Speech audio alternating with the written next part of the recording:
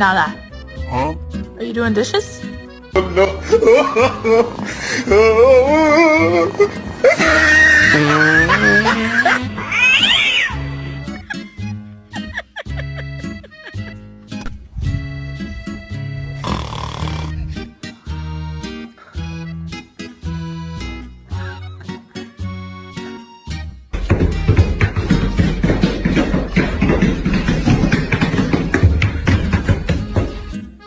Did you do that? Go to cuddle.